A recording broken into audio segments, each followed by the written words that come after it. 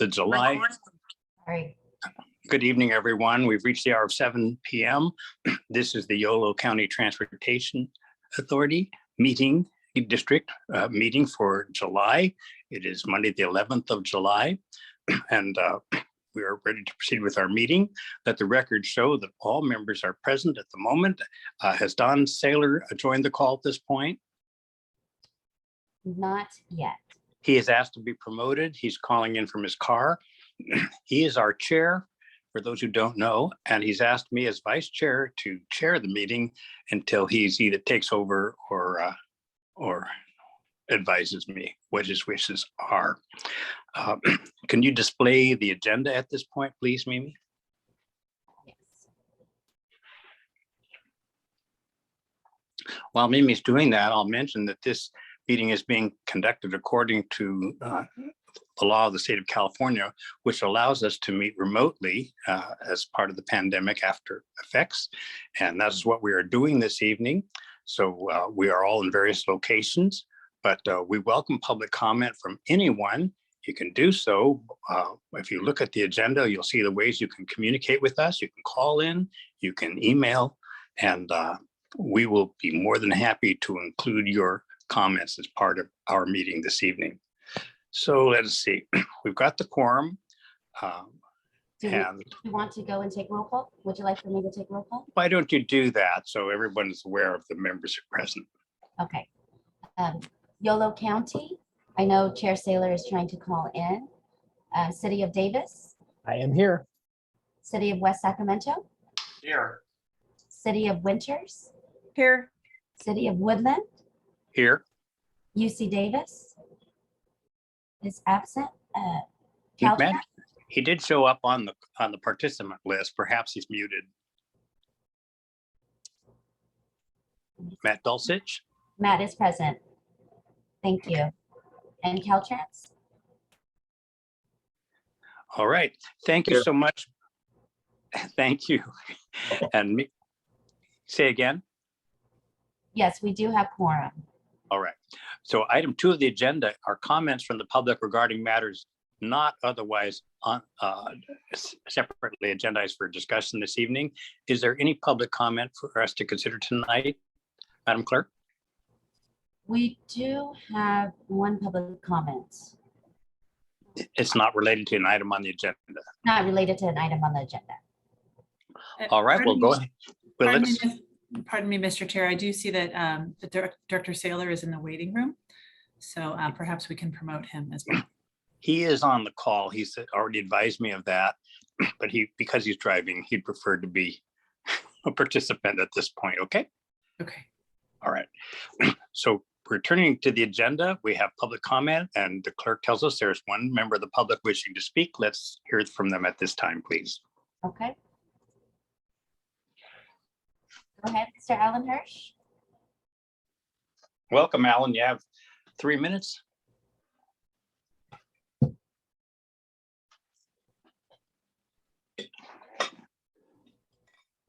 Are you muted, Alan? It's muted. Can you unmute yourself, Mr. Hirsch? All right, there we go.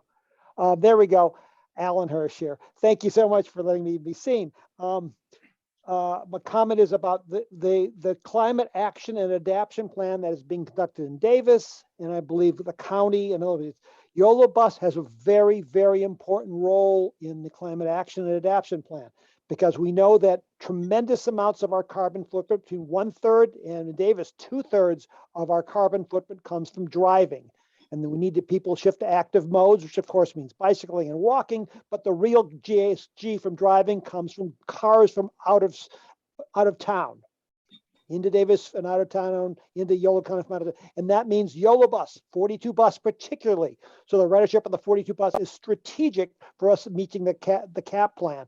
And I think that should be called out, and you should participate, and you should be mentioned your important role in addressing climate change in the county and the city in that regard. So I encourage you to basically stand up and be heard in that regard. I know your staff is stretched, but it's really important, the important role there. Also in regards of the climate adaptation plan, we need to make sure that bus riding is feasible as the climate gets up. which is hotter. We need shade around our bus stops. Too many of our bus stops are shadeless. The walking to the bus stops are shadeless. So we need to have trees around the major corridors where there's bus stops. We need to have bus stops that are not backless and shadeless. There are some bus stops in Davis that are an embarrassment. You stand there and you're protected from the rain, but you're not protected from the sun. So we need to make sure we have a standard for our bus stops that have as much shade as possible, so the bus riders can at least wait in reasonable comfort when it's 100 degrees outside, because we need to get people on the bus to read our climate plan. Thank you for listening, and thank you for all your work, and add this to the long, long list that I know Autumn is working on. Well, thank you. We appreciate your input, my friend. All right, that concludes public comment on items not otherwise on the agenda, and staff will take those comments to heart, Alan. Moving on to the consent calendar, we have 3 items. They're all routine. Does any member of the public have any input on any item on the consent calendar? Frericks moves the consent calendar as proposed. Lauren Thank you. seconds. Director Frericks moves and Director Lauren seconds the approval of the consent calendar. Madam Clerk, please call the roll. Yolo County, City of Davis, Aye. City of West Sacramento, Aye. City of Winters, Aye. City of Woodland, Aye. Don, are you able to indicate a vote? All right, perhaps later he can indicate his position. That allows us to move on to the regular calendar, and the first item is the administrative report from our director and Autumn. Hi, thank you so much, Mr. Chair. We have a number of items on the administrative report section tonight. The first item is to hear any board member reports. All right, before we do that, Don has texted me aye on the consent calendar. Okay, please record his vote. And we now go through the directors then. Any director have a report to make this evening? I would like to make a comment. Please feel free. SACOG has a great article about microtransit and how we are effectively helping people in Yolo County. So if you have a chance, look at the SACOG article. Thank you. Any other reports from members of the board here? I would like to express my appreciation to staff for a briefing on the ride share program in Woodland that's proposed and the vehicles that are being considered. I valued it and we'll be learning more about it as we proceed. Thank you, staff. Is there any other reports, or we may consider that the end of our report? I believe Matt's trying to make a comment, but there's no sound, at least on my end. I don't know if he is being heard. Matt, are you muted? Yeah, Matt, it doesn't seem like you're muted, but we can't hear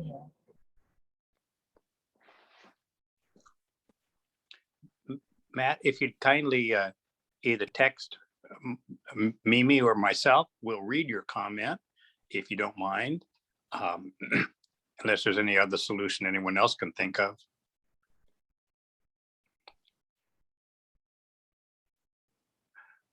Okay, well, Matt, okay, he's going to text his comments. That's what he said. So we'll wait. We'll repeat them a little later. Right now, we can move on to the ad hoc committee on 80 managed lanes report. And Autumn, who's doing that?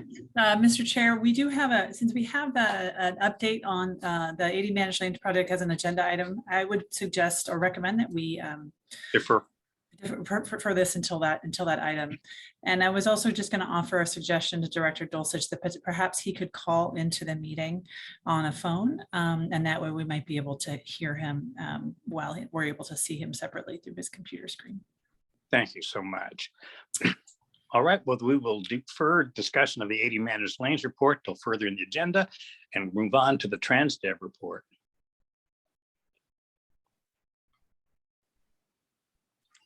Good evening, thank you, Director. Everything's still going steady. It's been definitely a challenge still for us. We're getting plenty of applicants, but sifting through them and getting them to actually show up for interviews has been a challenge for sure. We're holding our numbers strong. That's a good thing. And I still say, even from like the last meeting, as far as our numbers from after November 8th, we have not had anyone leave from previously for other reasons, to get a different job. So we're still got a lot of applicants going through. We started a class this week with 3, and we have a class scheduled for 2 weeks already with 7 in that class. So we're trying to do a little bit different at pre-screening and save some time. We schedule 25 interviews and 5 show up. So we're trying to do a little bit more, even actually the last week I did some interviews on through Teams. And they actually showed up after doing that. They showed up for the first day of class, so it worked out. So we're gonna try to do a little bit different outside the box from what we've done in the past to make sure we get them in and we're getting the right applicants in. Thank you. Well done. And are you getting more of your drivers back with UC Davis, assuming those routes that they were going to take back over? Well, at the last, we had the 3 last that had come through. We have them in now, and I didn't add the other challenge we've been having for the last few weeks is COVID. So, with We've the heard of uptake, it. yeah, but also in the uptake of the home testing, everyone's doing home testing now, and the percentage has just been incredible how many are testing positive now. So that has been another challenge to us as well. Even with new applicants coming in, they come for orientation and we get a call the next day that they tested positive. We're around somebody that was. So not sure the real truth behind or the extent of it, I would say, but we're just hoping everybody stays safe. So Thank you. Colleagues, do you have any additional questions regarding Transdev? I hear none. So that brings us to the Executive Director's report. Autumn? Thank you, Mr. Chair. A couple of things to note. Well, I did send out, there was an email today with a written report, so I would refer to you to that. But just to add a bit of kind of color commentary on some of those things and added some additional items. First, to respond to Mr. Hirsch's comment regarding the climate action and adaptation planning efforts underway in the county. I did have a phone conversation with Diana Jensen and Carrie Lux from the city of Davis last week about their climate action and adaptation plan, and one of the recommendations there around providing free or discounted transit. And it was a very productive conversation, and clearly the transit in Davis that is provided by Unitrans is widely free for students and university affiliates.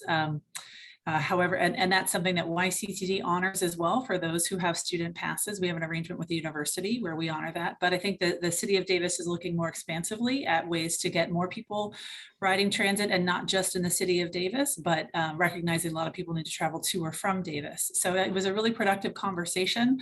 I'm excited to continue that conversation with them and look at ways that we can make transit more widely accessible. As we've seen from our own experience, when we do offer free fares, as we did this most recent Earth Day, we saw a quadrupling of our ridership. So just in one day.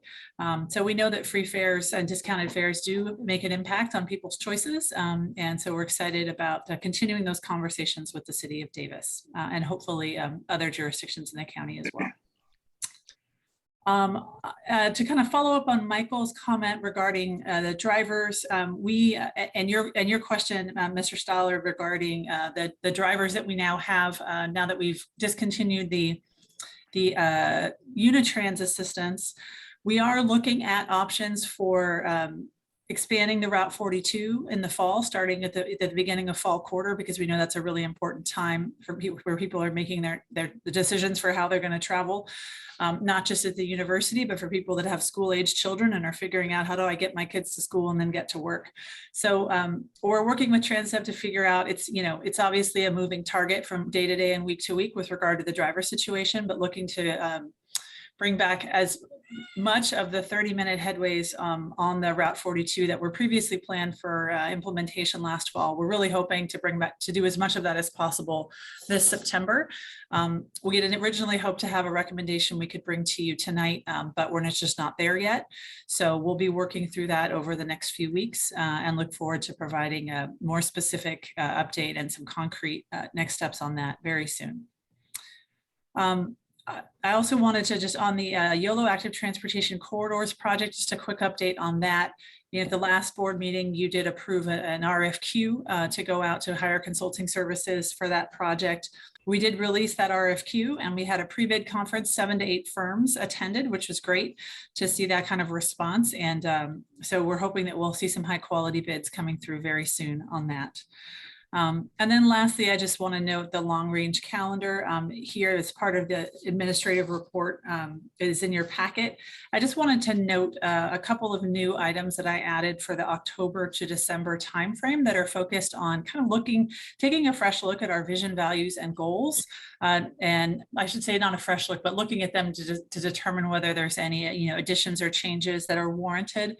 And then focusing on then how do we implement those next year and kind of with an updated work plan that can begin to steer the staff towards the next 12 months. So with that, I'll conclude my my report and see if there's any questions. Colleagues, any questions of our executive director? All right. I'd like to add to my prior report that I did attend the 2-day transportation visit to Salt Lake City with Sacramento Area Council of Governments. Director Saylor was also present, and we were able to see some really remarkable transportation implementation there, both light rail, heavier rail, streetcars, and bus rapid transit, articulated buses on rapid transit routes. It's very interesting, and I think we'll be taking some of those lessons to heart as we proceed in the future in our region. All right, let's see. We can go back to the agenda again. Mimi? We'll use the slide. Have we concluded item 4, please? Yes, we have. All right. Was there any public comment on any item relative to the reports this evening? We do not have any public comments. Thank you. That allows us to move on to item 5, Woodland Micro Transit. And Autumn, I believe you're going to introduce this item. Yes, thank you, Mr. Chair. I'm going to turn it over very quickly to our senior planner, Kristen Major, to provide the update on this. Thank you. Kristen? Great. I'm very excited to be giving an update on this topic tonight. Good evening to you, Vice Chair Stollard and members of the board. With this item, as you can see here, we are going to be discussing 2 microtransit related topics. So first, I'm going to be bringing you up to speed on the procurement of a new microtransit technology platform and recommending that you formally give the executive director the authority to enter into a contract with the highest scoring bidder. And then second, I'm going to be giving you an update on our microtransit vehicle options. And I won't be asking you to take a formal action on that vehicles topic, but we'll be simply asking for feedback related to the update. So next slide, Mimi. Okay, great. I'll just say all of the board knows this, but there might be people watching the recording or in the audience who don't know that YCTD currently operates microtransit service in Knights Landing and in Winters, and we provide connections between those rural areas and the neighboring cities. In early 2023, consistent with the Yolo Go study recommendations, we plan to expand the microtransit offerings to the city of Woodland, so an intra-city microtransit service in Woodland. And we also want to enhance the microtransit technologies that we use in all of the service areas. To prepare for all of those changes, we conducted an RFP to purchase a new microtransit technology platform. On this slide, you can see the key highlights from that RFP. So we released the RFP in February, and that was actually after a request for information process that preceded it. In April, the proposals were due. We received 9 proposals. We were very pleased with that robust response. We formed a 3-person evaluation committee to score the proposals. That committee included YCTD staff, so myself, a staff member from the city of Woodland, and one of our YCTD Citizens Advisory Committee members who has actually used microtransit services in the past. So it's a rider perspective. After reviewing the proposals and scoring them, the evaluation committee decided that there were really two top proposers who stood out above the rest, and we wanted to hold interviews and ask them to give demonstrations of their software to us. After those interviews, the evaluation committee decided that RideCo was the most advantageous proposal to YCTD. They received the highest score, excuse me. Let's see. Can you go to the next slide here, Mimi? Oops, I think maybe back one. And maybe back one more. Thank you. Sorry about that. Sorry. Okay, so here are RideCo's really the strongest parts of their platform that made them stand out as the highest ranked bidder. So basically, given that we are trying to connect the Woodland microtransit service to fixed route so that people can use fixed route to do their intercity travel, RideCo had a very strong ability to facilitate timed connections at certain fixed route bus stops, and we were really pleased with that. They also make it, they have a very sophisticated technology when it comes to customizing your parameters for each zone. For instance, if we are traveling between Winters, which is kind of remote, and one of the neighboring cities, they can schedule it so that all people are kind of encouraged to travel at the same time, rather than say, Mary requests a trip at 1 o'clock, Bob requests a trip at 1:10, but the vehicle's already gone from Winters and it's going to take an hour to get back. So they have some sophisticated ways to try to get Bob and Mary to sort of pool their rides and ride together. They also have guaranteed pickup and drop off windows. The review panel really thought this was a strength as compared to some other technology platforms where in periods of high demand, when a lot of the vehicles may be busy, sometimes you get a pop-up window saying that there's no vehicles available right now, please try again later. As opposed to getting that sort of message, the RideCo platform sort of works with the rider to try to negotiate a time that maybe not their preferred time, but it will give them a pickup time. And then finally, the software seems to have a very sophisticated method of assigning passengers to vehicles so that we're getting the highest number of trips per hour as possible, because that's really going to be key to financial sustainability with this service, is making sure that we're getting as many people as possible onto the vehicle while maintaining a high quality of service. Next slide, please. So when we get to the end of the item, this just kind of summarizes the action that you're going to be asked to take and the resolution that you're going to be asked to approve. So what you would be doing is conditionally authorizing the executive director to negotiate and execute a contract with RideCo for a microtransit technology platform. And that is just conditioned on the end of the bid protest period and not getting any protests during that time. And the not to exceed amount, we have established a not to exceed amount of $896,000. That is for, I just want you to know that that's for a 5-year period. So 2 contract years plus 3 option years. And the way RideCo does their pricing is that it's on a per vehicle and per revenue hour basis. So we had to make some assumptions when we calculated the NTE amount. So we basically calculated that number by saying, what if we had 20 vehicles a day, 8 hours a day, 365 days a year for 5 years?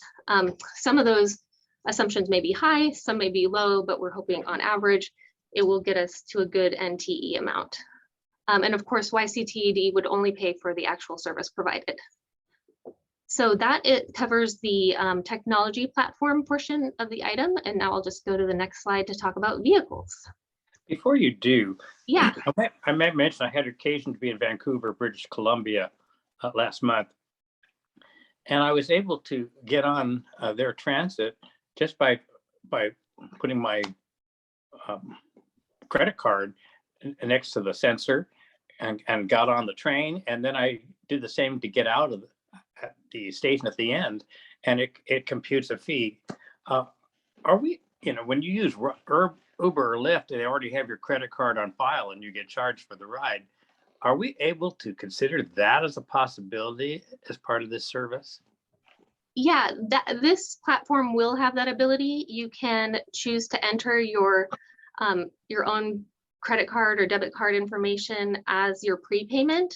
But we wanted to keep the other fixed route options as well for consistency. So you'll also be able to show or to be able to tap your Connect card or show your mobile fare payment or pay with cash. So it has a lot of options. And then that one you're talking about where you tap your credit card, I think that's something coming in our future, and Autumn probably knows more about that based on work that Cal ITP is doing. But you'll definitely be able to do it the way you do with Uber right now.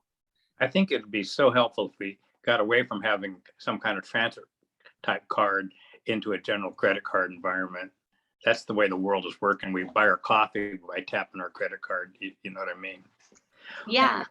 And Okay. if I may jump in, sorry, just since we're on this topic, one thing I failed to mention in my executive director's report is that we were a part of a TIRCIP grant application. We actually had our own TIRCIP grant application that was related to the Yolo 80 managed lanes, which was not awarded, unfortunately. But we were a part of one that was led by the Capital Corridor Joint Powers Authority, which was awarded. And part of what that grant award would do would actually help pay for YCTD to do just what you're saying, Tom, for our fixed route buses would be to allow for that kind of mobile payment using a card. And so that now that has been awarded, it's just last week, so we don't know all the details, but that is an exciting development, and it gets us much closer to that possibility of people being able to just board our buses, pull out their credit card and tap it in order to pay for a ride. Thank you. Sorry to interrupt you so much there, Kristen. Continue, No please. problem. Okay, so now we'll move on to the vehicle portion of the update. So there is some money in the capital budget that you just approved a couple months ago, or maybe just last month. Time flies. So that budget included $560,000 for new microtransit vehicles, specifically for the Woodland service area. We typically buy our vehicles off of something called the CalAct Morongo Basin Transportation Authority Purchasing Cooperative. It's a very easy, convenient way to buy vehicles that comply with all the federal requirements. We have been talking to bus dealers who sell vehicles off that contract, and they have informed us that there are, as we all know from reading the news, unprecedented supply chain issues related to vehicles. So there is limited to no availability of some of the vehicle types that we might have wanted to buy off of that state contract. For instance, when we developed that cost estimate of $560,000, we had just kind of used as a starting point the cost for like a smaller type of van, wheelchair accessible gasoline, just to save money. And because at the time we didn't know if there would be good EV options when we developed the cost estimate, but we are finding out that that vehicle isn't available in 2022 at all and may not even be available in 2023.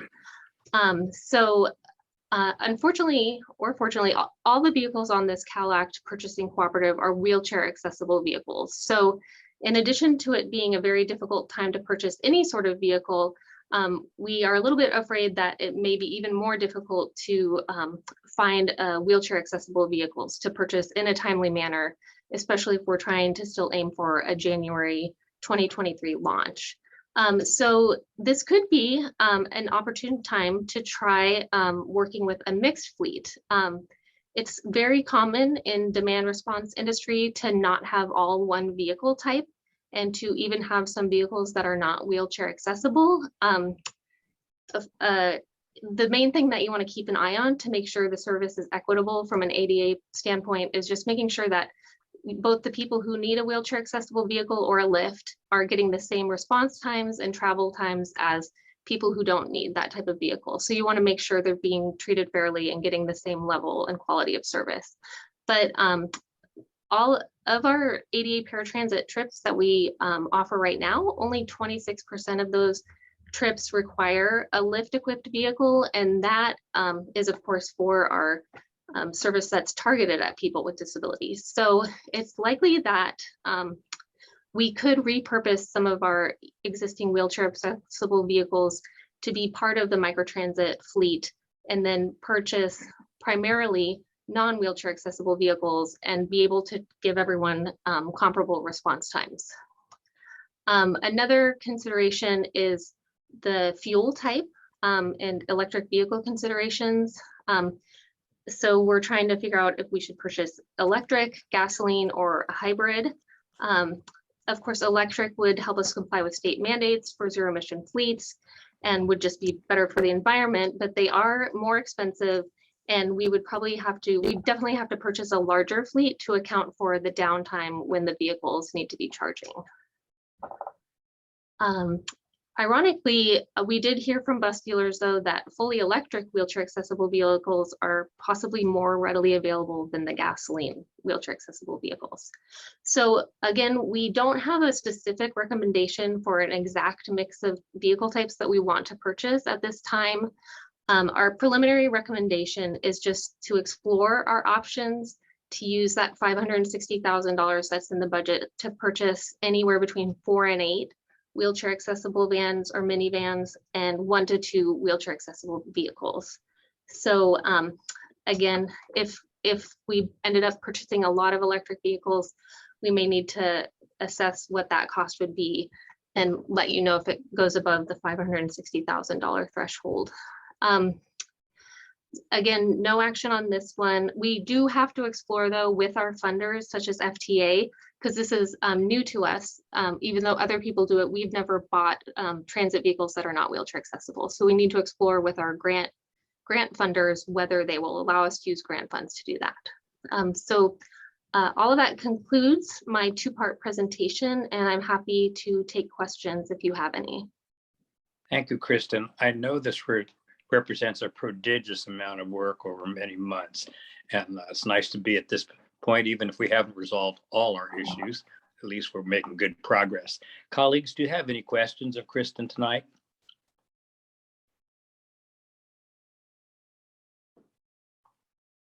Well, it sounds like you've done a good job of covering the bases, Kristen. Thank you. Does that conclude our discussion tonight on this item? Yes, I think you just need to vote on the one action item. All right, And take public comment, Mr. Yeah, Chair. I hadn't forgotten, Hope. That's Okay, next. sorry.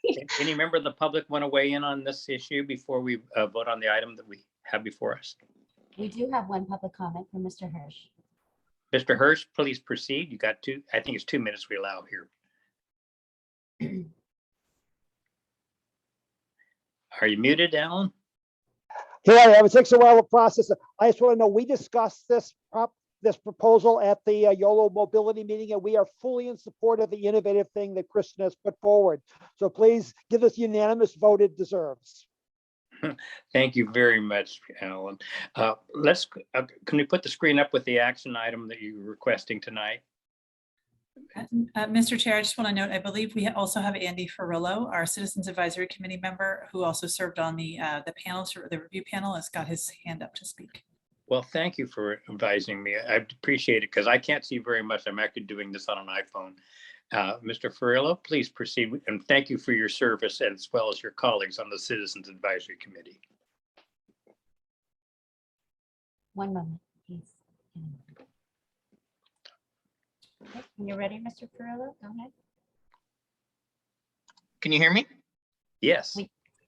Thank you. So yeah, as Autumn mentioned, I'm on the Citizens Advisory Committee, as many of you know, as well as served on the evaluation committee for this microtransit contract. I just wanted to second a lot of what Kristen said and just say that I'm really happy with how this turned out and our selection of RideCo. Wanted to second Kristen's comments, specifically that we felt that there were a good, there were 9 applications and a number of them were very good, but RideCo really stood out, especially and their algorithm really supports strongly the proposed blend of local and inner city microtransit that YCTD is looking at here.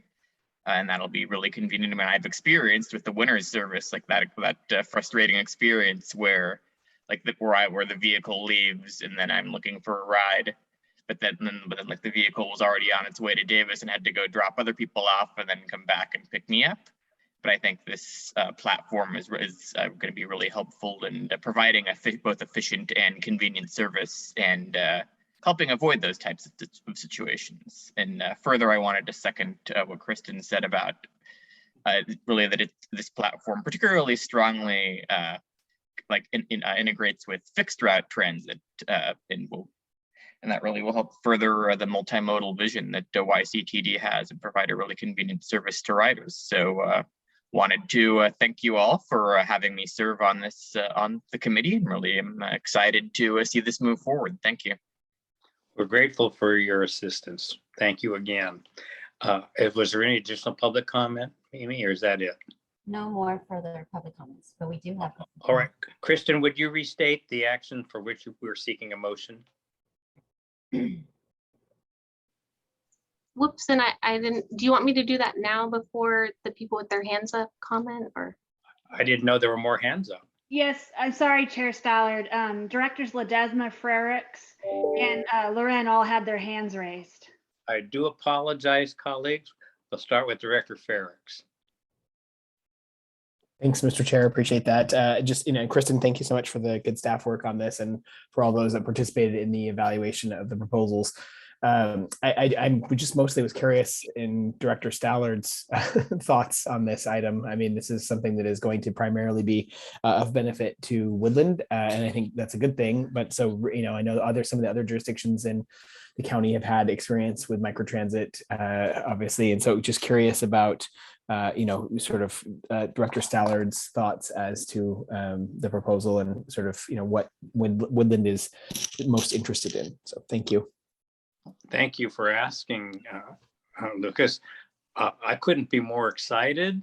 And Spencer Bowen of our staff has participated with Kristen and others at the district and every step of the way. And to have 9 respondents was amazing. A great field of choice, and there were good ones, as you've heard, but Rideco was the best they saw. And really, this is a software business, hardware that, aside from the difficulties of getting the vehicles, we'll get them and they will last a certain number of years and we'll replace them. But the software, which can be upgraded, is terribly critical. And that's basically what we're looking at with Rideco. So anyway, we're very, very excited. This should make even the service in the existing jurisdictions of Knights Landing and Winters even better. We hope to even integrate it some. It's questionable how much integration actually can occur with the software. I understand that's still yet to be determined. But anyway, we're thrilled. And I think everybody on this board should feel great personal satisfaction that we're at this point. And pretty soon it's going to happen. And, just imagine the convenience of having transit come to within a few doors of your house. Often it will go to us to a nearest corner. But to have that kind of convenience and take you right to the inner city bus, if you need the inner city bus, or to the shopping center. Anyway, I could get carried away. Thank you for asking, Lucas.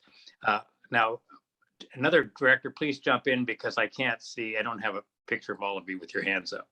We have Director Ledesma. Thank you, and thanks for the opportunity, Mr. Stallard, and for stepping in the chair tonight. No, you're right. This is an exciting time for the district, I think, and for Woodland. I think we approach it, and something that I think we envisioned some time ago is getting to this point. Just a couple of brief things. I know on the contract is the action is that we're authorizing the negotiation, and again, I'm not looking for an answer, just more so guidance. Says it looks like we're thinking about as a 2-year, total of 5-year contract, 2 years with 3 years of options, correct? So yeah, something that again, just we've been almost year to year with VIA, just on the mere fact of technology changes, and these are a lot. While this provider seems to have some very good contracts with large jurisdictions, LA, San Antonio, and a few others. Just I know even the folks at SACOG would just make sure we are very abreast of sort of changing dynamic of not just transit, but these kind of more technology-based software company. So having a short term, and then I'm not sure if there's any thought about performance measures or indicators on the service, something that you probably, I'm sure Mr. Stallard and the folks in Woodland are thinking about in terms of just how do we know it's achieving goals. It's something that we tried to do. I know we talked about, I think, at some point what microtransit should provide by way of goals. So when we get that point, are they hitting the mark? We have something certainly as a district to make sure we kind of have some hooks in them to make sure that they're not providing that type of service. And the third part, because maybe I just don't understand it, maybe offline we could talk about it, is just because this is a software provider and the integration towards fixed route and towards how the city of Woodland and YCTD partner on aligning routes, aligning where the microtransit could go, just making sure that that data is accessible, right? So that it feels like that's what we'll have, because we'll have the software. But one of the more important things we've received out of VIA is just being able to see where hotspots were and tracking performance, and being able to see where people are actually going and not necessarily where we thought, program it to where we thought we can go. So just things to think about as you go towards negotiating and executing a contract. So I throw this out there. Let me just say initially, giving credit where it's due, Woodland was inspired by the West Sacramento example. And I believe the West Sacramento VIA system was the very first system in the entire country. So you guys really have led the field here. And I know you're still learning year by year, and we will be learning year by year too. And performance measures and things like that obviously need to be in place at some point, and it should be perhaps part of the negotiations. Kristen, would you care to comment on some of the questions and issues that Director Ledesma has presented? Yeah, sure. I do. I'll just start with the first one, the easier one, the 2 years plus 3 option years. I think when we did the RFI, we found that that was how we would get the best pricing, is that if we at least committed to 2 years and then do the year by year. As far as, we were thinking along the exact same lines as you. This is a pilot, and we want to be able to evaluate whether it's successful. So that was one of the key parts of the RFP, was making sure that we'd have all the data necessary to evaluate whether the service was performing well against those 7 or 8 goals that the board adopted a few months ago. So it's we own all the data. That's how it works with RideCo. We have access to the full raw data downloads. They also have really great dashboards. So, we can easily evaluate it on the broad high level with their dashboards. And then if we have unique sort of complaints coming from a certain neighborhood, we can pull the raw data and analyze at an even more fine-grained detail to make sure it's working the way we want. So, and then in terms of the fixed route connections, that's actually, I should have perhaps mentioned that then one of the next steps now, after we get the RideCo on board with a contract, is that one of their tasks is to help us plan the service in Woodland. And we will also be, as recommended by Yolo, looking at the fixed route structure here in Woodland of the 211 and 212. So we can design sort of where they might be timed to meet. The fixed route doesn't need to be timed on its end. It's really the microtransit is working around your fixed route schedules, and it's pulling like the data for your schedules and telling the bus, the microtransit vehicle is like, oh, look, the 42 is going to be at Main and Matmore at like 6 p.m. Let's pull as many people as we can onto that vehicle and then get it to that stop by 5:55 or 5:50. So it's really the fixed route is taking precedence, and then the microtransit vehicles are trying to feed to that fixed route. And we can, of course, discuss more offline too if you want to, if you have more questions about that. No, yeah, probably offline, and I appreciate the feedback, but that's the kind of data you're looking for, right? And it's an interesting feature that you're able to build in the routes into their system. So anyway, thank you for the further detail. Vice Chair, I'd like to make a comment. Please, Director Lauren. Thank you so much. I also wanted to compliment Kristen on her great work on this project. It's amazing. And I'm so impressed with Rideco and all of the innovation in their software. I think it is going to be a benefit to Woodland for sure, and a benefit to transportation. And I'd also like to say that I have had several cities reach out to me about Yolo and how our microbus works, and how other cities would love presentations on all of our how what we're doing and how innovative it is. So look forward to probably the League of California Cities asking you to do a presentation. And then the last thing I just want to say is that this is what equity looks like. It's transportation that is different and unique to the regions that it serves. And I just want to sing the praises of what we're doing at YCTD. And with that, I'm ready to make a motion if you would like. Jesse, I just want to say that is an extremely pertinent comment you just made. This is what public transportation is all about. This is equity in action. I mean, the wealthy can use Uber and Lyft anytime they want, and they will continue to do so. But for those who don't have the means, they're going to have a similar quality of service. They'll be able to open their phone and see a little vehicle moving around, so they know when it's coming to them. That's a possibility for them. I just think it's an absolutely wonderful thing. So please proceed with your motion. I move that we approve resolution 2022-10, authorizing the executive director to negotiate and execute a contract with Rideco US Inc. for a microtransit technology platform, conditioned upon YCTD receiving no protests. Thank you. Is there a second to Director Lauren's motion? Ledesma will second. Thank you. Motion by Director Lauren, second by Director Ledesma to adopt the staff recommended action in item 5 of tonight's agenda. Is there further discussion from any member of the board? And I believe we've already had public comment, so I presume there's no further public comment. No further public comments. And no Thank you. Madam Clerk, please call the roll. City of Davis, Aye. City of West Sacramento, Aye. City of Winters, Aye. City of Woodland. Aye. We have Yolo County. And Don has texted aye. Did you hear that, Mimi?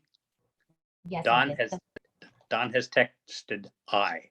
Okay, the motion passed unanimously. Thank you, unanimously. Okay, moving on to item 6. Give me a moment to bring up the agenda again.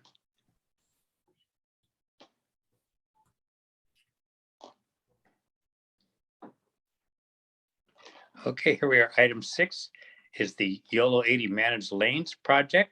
We have an update on our notice of preparation plus technical advisory services. Director Bernstein, are you presenting? Yeah, Brian and I are going to tag team this. So I will start and I'll do the first section on the update on the notice of preparation. And then Brian is going to talk about technical advisory services and the scope of work you have before you tonight. So if you could go to the next slide, Mimi.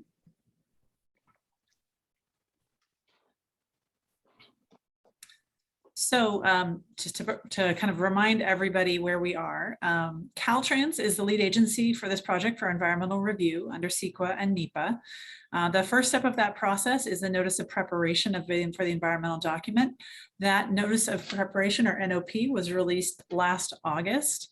And that notice of preparation made no mention of climate, vehicle miles traveled, equity, or tolling. It did include one alternative, or excuse me, 2 alternatives that included that were tolling, but the project description itself did not talk about tolling. It also did not include multi-lane tolling as a possible alternative.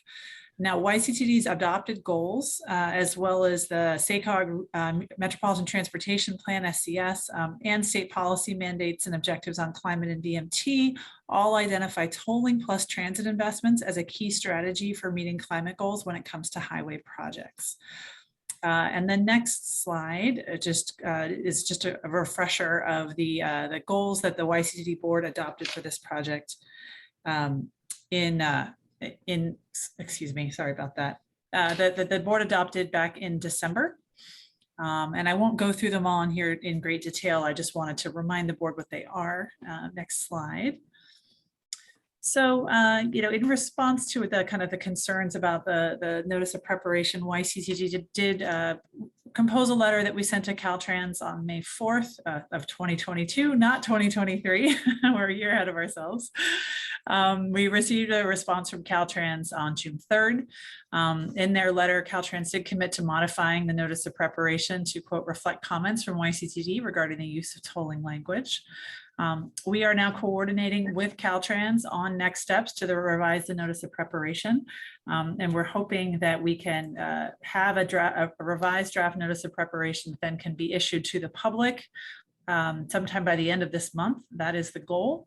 And that is the update I can share at this point. We have not yet seen the draft revised notice of preparation. However, I understand from my colleague Greg Wong, who's here with us tonight, that we should expect that no later than July 13th, which is coming up this Wednesday. So we're looking forward to seeing that draft. And we can ask Greg when we get to that place if that's still the expectation. But with that, I want to turn it over to Brian, who's going to talk about the need for specialized technical assistance. Great, thank you, Autumn. Good evening, Vice Chair Stallard and members of the board.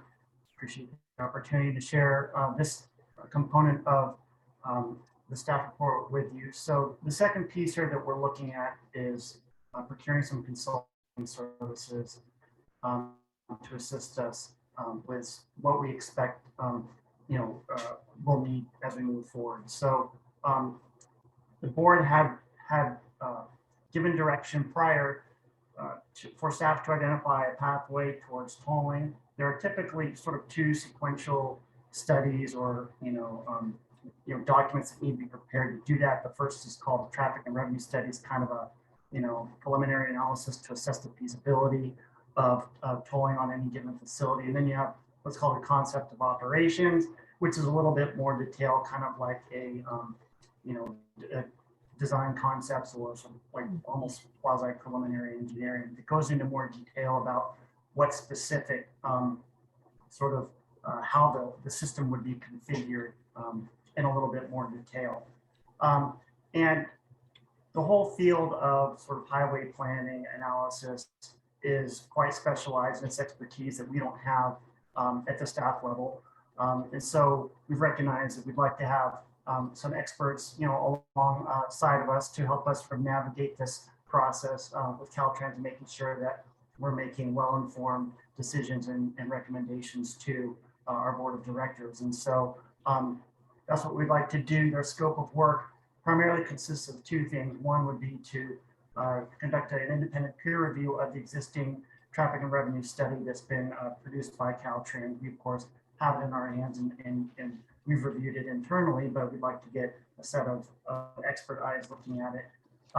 And then also we anticipate future studies, future environmental documents, even as far as concept of operation studies, engineering design that we would want to have somebody on our bench that can really help us navigate through that part of the process as well. Next slide. Thank you, Brian. Do we have a cost figure for this kind of additional assistance and a source of revenue? If maybe can forward the slide.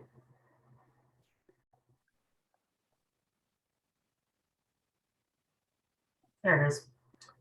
Yeah, so in this year's budget, the board of directors had allocated $150,000 towards this sort of pre-construction, consulting assistance activities that we need assistance for this fiscal year. We've already obligated $25,000 for legal assistance, and then we're anticipating that this would be perhaps in the range of $115,000. We think $70,000 for the peer review of the traffic and revenue study, and then $40,000 for sort of the on-call consulting services. That would still leave us with about $25,000 in contingency for these sort of professional services that we need. And of course, if we are exceeding any of these figures, then we'll definitely come back to the board and give rationale for what's occurring and why we need to be requesting more resources. With respect to how we would actually procure these services, there's two ways we can go about it. One would be to issue kind of an open RFP. Certainly benefits and drawbacks of doing that. But SACOG also has an on-call bench of professional consultants that they've already gone through federally approved processes for consulting selection. We could select from that bench as well. They have a couple firms that I think are of interest to us, but we haven't made. We still are exploring and finding out what those processes will look like to see what might be the most efficient way for us to advance this request. I think that's the last slide that I have on this item. So is the board being requested to take any action tonight, or is this for information only as it's within the previously budgeted allocation? Autumn, you can perhaps address that. Yeah. Yes, my understanding is that because it's in the approved budget, we don't actually need the board to take an action tonight. We would bring back the contract for approval. However, it's a best practice to bring it to you to make sure there are no objections or any direction before we go ahead with it. Thank you. I know we appreciate that courtesy. Members of the board, do you have any questions or concerns? And maybe you'll have to call on them because I can't see people. Have Director Lauren, you have your hand raised. Please proceed. Which director? Director Lauren. Oh, Jesse Lauren, do you wish to speak on this? I think it was left over, Mimi, from the last item. It was left over, and I was having trouble moving my cursor back over because I have 3 screens, and they didn't want to talk to each other. They needed counseling. But you're just too efficient.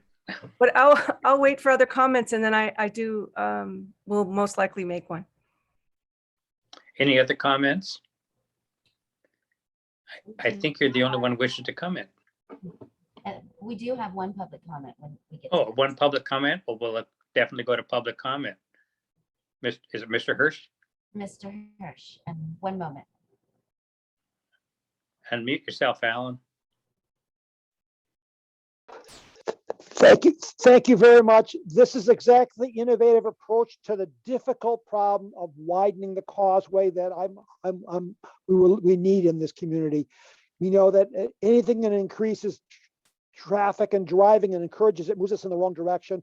We need to find a solution to this problem, and this consultant could hope provide us some alternate solutions and push back against Caltrans, who seems wanted to widen the entire I-80 corridor to Tahoe to encourage people to drive up to Tahoe more so the snow melts quicker. So this is a great thing. Move ahead. Thank you, Autumn, for suggesting this. Thank you, Alan, again. Okay, coming back to the board, I don't think I heard anyone else wishing to speak, but I'd like to move the item, Director Stallard. Jesse Lauren had a comment, and then we'll take the motion. Jesse? Yeah, I just wanted to make a comment. I'm really glad that Greg Wong is here tonight. I know that Winters works very collaboratively with Caltrans, and we all think Caltrans is important. But I just, when we're spending money on lawyers to work out our relationship and to move the ball down the field for equity, I just want to mention that Caltrans has its own goals and it has its own vision, and Caltrans' vision is to be safe, equitable, reliable, efficient, sustainable, and resilient, to minimize the negative impacts to the environment and enhance the environment where possible, and to help the economy thrive and give California residents options for their travel needs. We say the same words, we say the same values, but we as YCTD are really working hard to deliver that. And we just hope that you can be a partner in that for the future of this part of California. It's why we're here. So I just wanted to thank you and encourage you. Thank you, Director Lauren. I presume we have no further comments, public or directors. Yeah, Director Stallard, just I'd make the motion to approve it, but I do have one quick comment as before we vote. Thanks. Okay, we'll take the motion. Does someone wish to second the motion? And Vice Chair Stallard, I did see that that Mr. Wong from Caltrans did unmute himself. I wasn't sure if he wanted to have an opportunity to comment. Okay, I'm going to get a second to the motion and then we'll have further discussion, including Mr. Wong's comments. Ledesma was second. Thank you. So we have, I think that was motion by Frerick, second by Ledesma to adopt the action, which was to authorize staff to procure professional consulting services related to highway tolling for the 80 Yolo Corridor Improvement Project, either via SACOG or on-call consulting agreements or via request for proposals for up to $115,000. That's the motion. We have the motion second. We're now going to further discussion. And any board member, first of all, have any further discussion on this? Yes, Director Stallard. This is Director Please Frerick. proceed. Lucas. Yeah, just a quick comment. I think, in response to Director Lauren's comments, which I think were great, I would just say a couple things. We even good friends occasionally disagree. And so, we are our agency and we come from our respective agencies and we agree on many things with Caltrans and occasionally we disagree on some things. But we are, I think, all committed to making this project successful first. Secondly, we only have to look just down the road in Solano County. Now, admittedly, it's a different Caltrans district. It's District 4, not District 3. But Solano County, if I got that number right, I think I did. Solano County is doing a project right now, a managed lanes project, and converting. They're doing about almost 20 miles or so of managed toll lanes in Solano County between the Fairfield and Vacaville areas. So this is not a new tool in the toolkit. It's been used in other places around the state already quite a bit. In the Bay Area, Los Angeles, San Diego. We here in the Sacramento area are a little bit late to the game, so to speak, but not to fear, we'll be able to make up for lost time. And I am quite confident that we will have a managed lanes project that ultimately includes tolling as part of the tools in the toolkit. So thank you to staff for this work. Appreciate that very much and happy to move the item forward. Thank you. So we have a motion by Director Frerick, seconded by Director Ledesma. We had a number of comments. I would just like to weigh in and say I've always found District 3 to be great to work with, and we can always pick up the phone and call, and they'll always take our calls. So we do appreciate that relationship. I appreciate the prescient comments of Director Frerick that this isn't something that's so novel that it shouldn't be contemplated here. And on the contrary, it should be contemplated. It's essentially just a few miles up the road. So with that, we'll proceed to a roll call vote. Madam Clerk, would you call the roll, please? Mr. Stallard, I don't know if Greg Wong, if Greg was. Oh, I missed Greg Wong. Thank you so much. Shows you what happens when you got a tenderfoot chair in the meeting. Greg Wong, we're delighted to hear from you. Please proceed.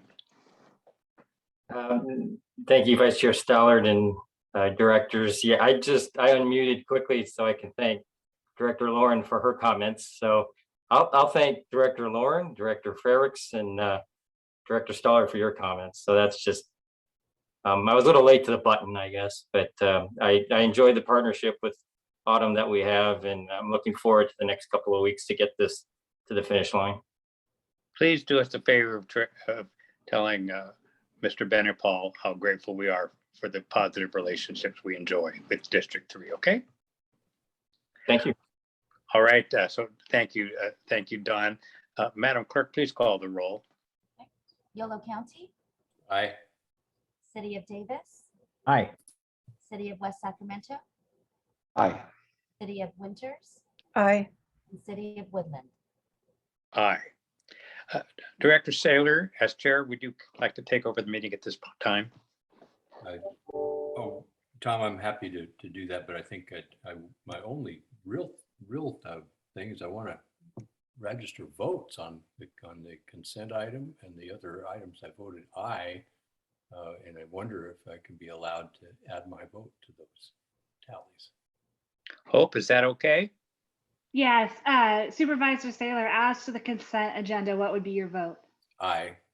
And then as to item number 5, Woodland Microtransit, are you in support of the motion? Yes. And then that was the only 2 items I believe we needed to register your vote for. That's right. Thank you. You. Thank you for your tolerance, folks. I was on the call throughout the meeting, just unable to participate, like being on an operating table without anesthesia, watching the medical professionals slice and dice. So we've concluded our public agenda, and we're now going to be recessing into closed session where we have an item, public employment, employee appointment or evaluation. And this is, there will not be anything to report out at this, after this closed session. And so this is concluding our public agenda. And we will now recess, and I think, Hope, there is or Mimi, there is a separate Zoom coordinate for this session. So colleagues, you should have that. Yes. Does everyone have the Zoom number for the closed session? If anyone does not, please let Mimi know and she'll share it with you. And Tom, I really appreciate your leadership in guiding the meeting. Thank you for that. And let's adjourn. Let's recess into closed session now. Is there any reason not to? Bye, Greg. Bye, everyone. Goodbye. Okay, here we go. See you on the other side.